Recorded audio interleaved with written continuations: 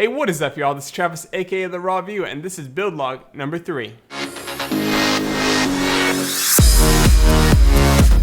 There's a link to all my sponsors in the description below. Make sure you go and check them out. MemoryC.com probably has some of the best prices I have ever seen on RAM. Mod My Mods has a very good selection of water-cooled parts, and they have great prices. And Ice Mods has probably some of the best custom sleeved cables I have personally ever seen.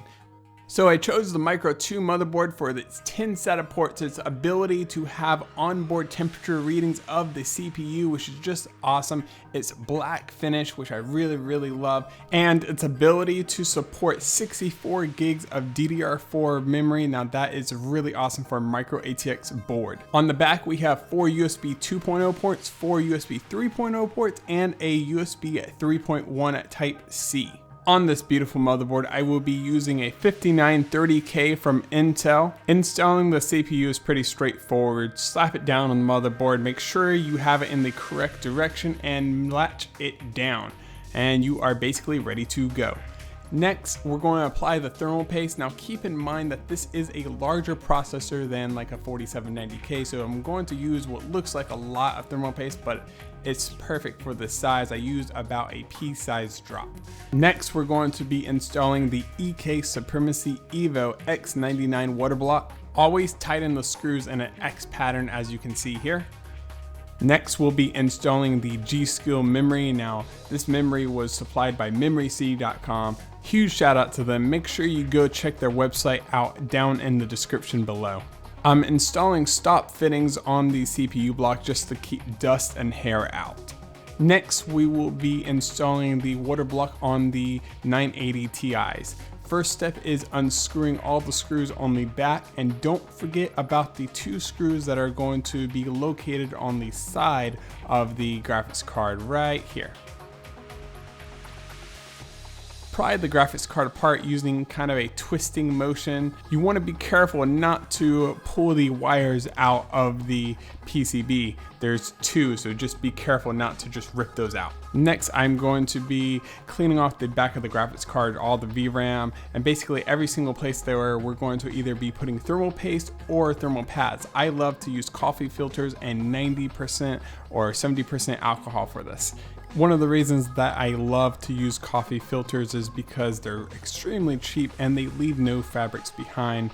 The next step is going to be grabbing the thermal pads from the EK water block box, and make sure if you're doing this on your own to read the instructions, because every graphics card is different, so this video won't really apply, say if you're rocking an AMD graphics card. So just read the instructions. Installing the thermal pads is pretty easy. There is a little trickery right here where you have to cut it, but just push it down and it will leave an imprint, and then you can cut around the imprint. Now, somehow I totally did not capture myself applying the thermal paste and actually installing the water block, but I just want to go ahead and say that I installed the thermal paste the same exact way it tells you to in the instructions. It tells you to apply it in the star pattern, and it seems like a lot of thermal paste, but that is perfectly normal because you're applying it to a GPU die and not a GPU heat spreader. Now, on a CPU, you're applying thermal paste to the heat spreader. On the GPU, there is no heat spreader, so you have to cover the whole thing in thermal paste, if that makes sense. So just keep that in mind if you're doing this on your own. Now, I am installing only certain screws right now. Again, I'm following the instructions because I am installing a back plate, so some screws get screwed in, some don't.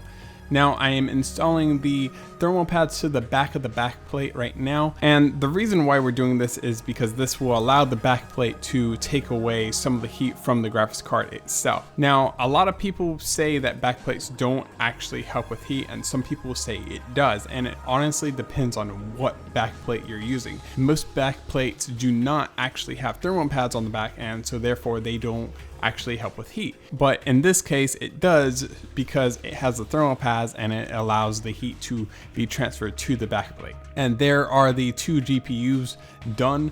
But before we install them, I'm actually going to be taking off the 2 black pieces that you see right there, because I'm going to be installing a different terminal on the top. I decided to go with a clear terminal top just so you can see more fluid moving through the system, because this is such a small build. Now, what you have to do is actually take the O-rings from the black tops basically and install them into the clear terminal.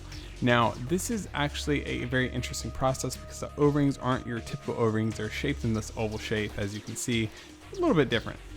After you get that done, it should look something like this.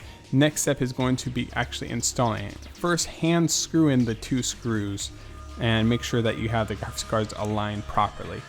If you are doing this on your own, make sure right here you stop what you're doing and read the instructions in full, because this is where most people damage their water blocks. No lie, this is probably the most common mistake people make, is over tightening these screws. These screws do not need to be cranked down, and if you do, the acrylic on the top will put pressure on the acrylic on the GPU, and the acrylic on the GPU will crack. Specifically, that middle screw that's on the GPU water block will actually crack, and water will start leaking from one side to the other, and it will start leaking out of the graphics card. So do not over tighten those screws. So after we have that done, we are actually going to install the IO panel onto the case for the motherboard, and we are going to drop the motherboard into the case and screw everything down. And we are going to install the GPUs just like that. And that's it for build log number 3. And build log number 4, we're actually going to be doing a lot of water cooling stuff. It's going to be a lot of fun. We're going to be messing with the radiators. We're going to be messing with bending some tube. It's going to be a lot of fun. So make sure to stay tuned for that. And if you like this video, make sure to share it with a friend. Till next time, Travis. Peace.